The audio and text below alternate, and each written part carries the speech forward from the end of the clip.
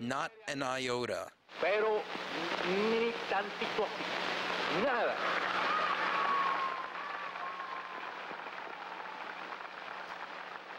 Che Guevara speaking to the UN General Assembly December 11, 1964. Just days later, a group of journalists interviewed Che at the Cuban mission in New York.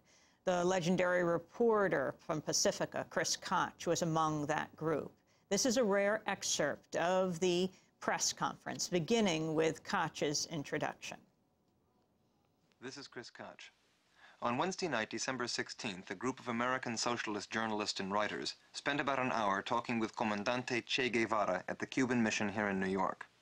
I was there with a microphone and tape recorder, and this program will be a report of that meeting with the Cuban Minister of Industry.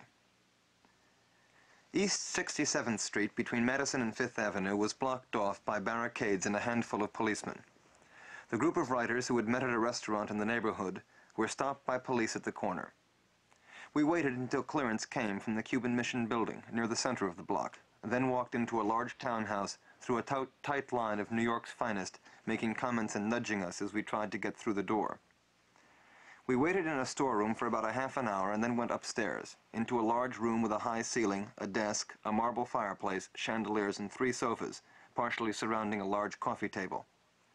The writers ranged themselves on the sofa, and Comandante Guevara knelt on the floor in front of the table. Those standing soon settled down on the floor around the table next to him. Comandante Guevara was dressed in pressed military fatigues and polished black boots. During the conversation, he was in constant motion, lying on his side, shifting to a squatting position, back to his side, resting his head on his hands, and puffing constantly on a cigar. Constant motion. Guevara was relaxed, joked much, smiled always. One area of the discussion dealt with his own revolutionary past and his analysis of the Cuban guerrilla struggle.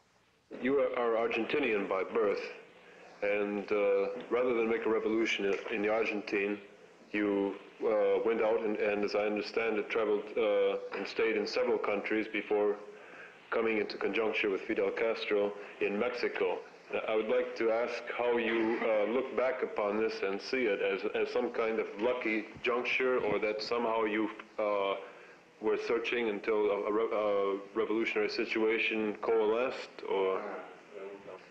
Bueno, es una pregunta más bien de intimidad, así de círculo, después de 3 o 4 coñac y remembranza de otras cosas. It seems to be a question to be answered after 3 or 4 drinks and more intimate atmosphere.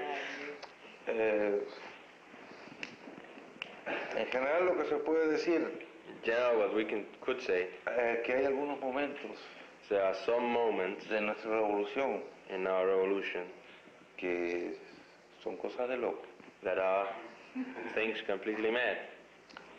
El ataque a Crazy. Moncada, The attack against the Moncada barracks, la salida en el Grama, the expedition of the Granma, la continuación de la lucha con el grupo de hombres, the struggle with the handful of men that remain, la defensa contra la última embestida de la dictadura en la sierra, the defense against the last great attack by the dictatorship in the Sierra Maestra, la invasión de las villas, the invasion of the province of Las Villas, la toma de las principales ciudades. the seizure of the principal towns. Cada una de esas cosas se analiza If you analyze each one of those y things, se llega a la conclusión de que había loco de por medio. you reach the conclusion that there was something mad in the middle, something crazy in the middle. Y como todas ellas concatenadas llevaron a la toma del poder, And as all of them, as a chain, led to the seizure of power, tal vez se podría llegar a la conclusión de que para tomar el poder se necesita ser un poco loco. you may have to reach the conclusion that in order to seize power, you have to be a little crazy. An excerpt of a rare interview with Che Guevara, December 11, 1964, from the Pacifica Radio Archive. Greg Grandin joins us now, professor of Latin American history at New York University, author of Empire's Workshop, Latin America, the United States, and the Rise of the New Imperialism, just out in paperback. Talk about how Che Guevara, an Argentine, ends up leading with Fidel Castro the Cuban Revolution. Well, it's an interesting story, and what makes Che so iconic is that his life embodies the revolutionary century of Latin America. And a lot of your listeners may know, viewers may be aware of Che's motorcycle diary trip, where he toured around Latin America, and through that he developed a consciousness, a Pan-American consciousness. Well, right after that trip, he wound up in Guatemala, which was undergoing a profound democratic revolution between 1944 and 1954. Guatemala was one of the most ambitious social democratic revolutions that emerged throughout Latin America after World War II. And what's important about Guatemala is that by 1948, 1950, most democratic revolutions in Latin America had been rolled back, or there was a wave of reaction throughout the continent. But in Guatemala, the revolution actually deepened.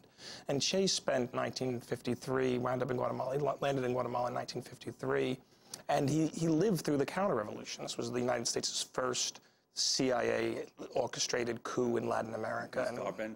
Against Jacobo Arbenz, the United Fruit Company, defending the interests of the United Fruit Company. So first the U.S. CIA had overthrown Iran in 1953, then trying to use the same model goes... Well, it was actually even more ambitious. Iran was a pretty fast operation, a couple of weeks. Guatemala was the most extensive and ambitious CIA operation to date. It utilized every aspect of U.S. power, not just military and economic and political, but a whole broad array of psychological destabilization campaigns. Pretty much quite a bit of penetration of the Guatemalan press as well beforehand to prepare the way for the coup as well. Exactly, and that's what I mean. It was really, it became the model for other coups in which the United States would destabilize the civil society organizations, the press. John Foster Dulles was the head of the State Department at the time. Formerly, he was the corporate lawyer for United Fruit. Right. On behalf of whom Guatemala was overthrown. Yes, the United Fruit Company had some land expropriated, and the United States was concerned about the legalization of the Communist Party.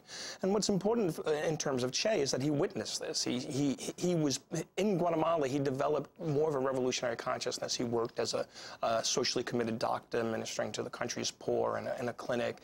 And he saw the overthrow of what was the longest lasting post-war democracy in Latin America firsthand. He had to flee to he took asylum in the Argentine embassy. It was in the embassy he spent a few months, and he met a number of future revolutionaries, Guatemalan New Left armed revolutionaries. And then he managed to flee, receive exile in Mexico, and that's where he met Fidel Castro and joined the Cuban Revolution, and went on to make history. But Guatemala had a deep impact on him. He would go on to justify the closing down, the suppressing of civil liberties in Cuba and the radicalization of the revolution in Cuba by saying that Cuba will not be another Guatemala. In many ways, Guatemala, much more than Cuba. Diplomatic historians love to focus on Cuba. They think the Cold War began and ended in Cuba. But it was really Guatemala that was much more of a turning point, not just in Che's life, but for a whole generation of Latin American reformers and nationalists and Democrats. It led to a deep radicalization and a sense that democracy and reform would not come about through an alliance with the national bourgeoisie and national progressive capitalist class. It was witnessing the downfall of the Guatemalan democracy, in which elites did ally with the CIA and the U.S. That led to a much more radical understanding of how to bring about social change and the Cuban Revolution. What's also important about the overthrow of Arbenz is that it became a model, as Juan mentioned, for the Bay of Pigs operation.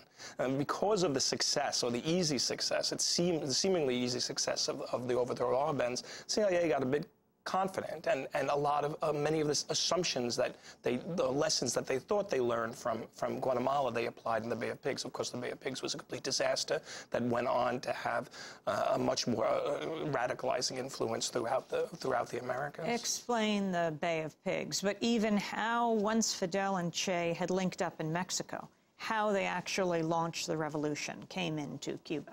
Well, they had a yacht, the Granma. It was a ship in which they set out on an expedition. I can't remember the number, but it has become myth that there were 12.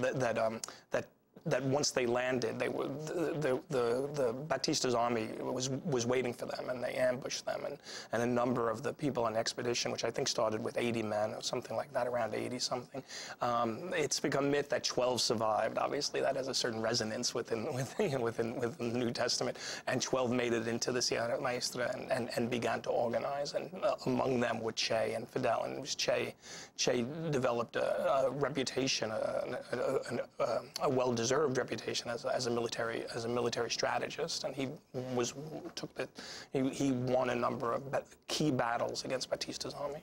But once the revolution triumphed against Batista, and obviously Cuba was very different in that it had a very large existing labor movement that provided eventually some mass base for the guerrillas as well as those in the countryside. Che then doesn't spend very much time actually constructing the revolution, does he? No, he's not really a policymaker. He is more of what could be understood as an action intellectual. He was the head of the, I mean, speaking of Alan Greenspan, he was the head of the central bank, Cuban central bank, and minister of the economy of industry. He wanted to go fast. His plan for Cuba was to centralize authority and industrialize as quick as possible. In an island of 8 million people at the time, 6 million people at the time, that was not a very practical plan. The Soviet, as Cuba became closer to the Soviet Union, it became clear that they weren't going to industrialize, and there was some divisions. Historians debate just to what degree there was rivalry within the Cuban Revolution between Fidel and Che, but Che's giving up his formal position within the Cuban government, and he toured the United States, and then he went to Africa to join a guerrilla movement in the Congo, and that was a failure, and then from there he went to Bolivia. There he met Laurent Kabila, who became the head of the Congo. But I wanted to go to Bolivian President Evo Morales. Juan and I interviewed him on Democracy Now! Just a few weeks ago when he came to New York for the UN General Assembly. President Morales spoke about Che's legacy 40 years after his death. Yo primero veo, seguramente en la década tal vez 40, no tenía vida todavía, 50, 60, yo siento que por entonces los pueblos levantaban armas contra el imperio. First of all, in the 40s, in the 50s, in the 60s, of course, when I hadn't been born yet, my first perception is that people rose up in arms to struggle against the empire. Ahora veo todo lo contrario.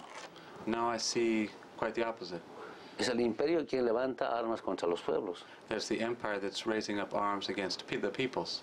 Yo siento que por entonces los pueblos que se organizaban What I think is that en busca de justicia, igualdad, that the peoples that got organized and struggled looking for justice, y ahora for equality. Las transformaciones profundas se hacen en democracia. And now I think that these transformations, these structural transformations, are being forged through democracies.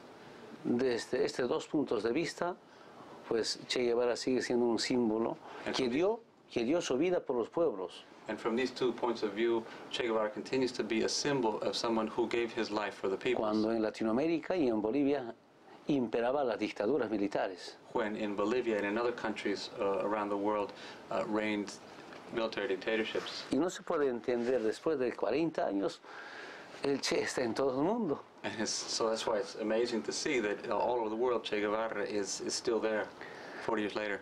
Pero ahora estamos en otros tiempos. Valorar ese pensamiento, esa lucha. But now we're living other times. But to value and recognize that thinking, that struggle. Y si valoramos, no es para seguir los pasos con un levantamiento armado. And if we recognize it and we value it, that doesn't mean it means to mechanically follow the steps that he took in terms of military uprising. That is the Bolivian president, Evo Morales, particularly significant because that is where Che Guevara died 40 years ago today. Professor Greg Grandin, talk about his death. Who was there? Who ordered his killing? Well, there's debate about who ordered his killing. Who was there was Felix Rodriguez, a CIA agent. In many ways, if Che embodied the hopes and aspirations of the revolutionary left of Latin America, Felix Rodriguez embodied, was the anti-Che in many ways. He embodied the hopes of the counter-revolutionary Latin American half-century. He was a Cuban from a wealthy Cuban family who fled the revolution, went to Miami, participated in an invasion of Cuba prior to the Bay of Pigs, and was picked up by the CIA. And he did advance work for the CIA for the Bay of Pigs invasion. And he managed to he got the nickname Lazarus because he managed to survive the Bay of Pigs somehow and get out of Cuba. He went on to participate in almost every counterinsurgent scandal that we know of. He was deeply involved in Iran-Contra and running drugs into the U.S. to